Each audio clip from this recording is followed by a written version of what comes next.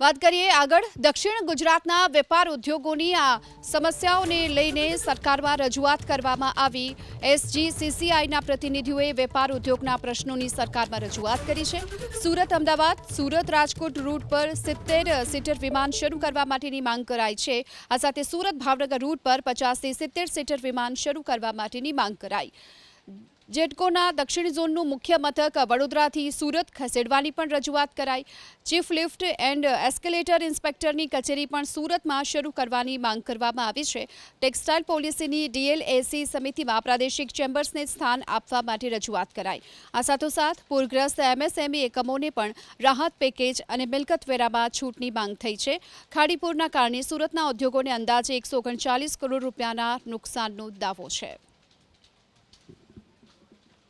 પૂર રાહત પેકેજ જે જાહેરાત કરવામાં આવ્યું છે એમાં એમએસએમઈ અને એસએમઈ જે ઉદ્યોગકારો મેન્યુફેક્ચરિંગ કરી રહ્યા છે અને જેને આ પૂરથી ઘણું બધું નુકસાન થયું છે એવા લોકોને પણ વેરાની અંદર રાહત આપવી જોઈએ, જેનો ઉલ્લેખ માત્ર રેસિડેન્ટમાં થયેલો છે અથવા દુકાનદારોમાં થયેલો છે।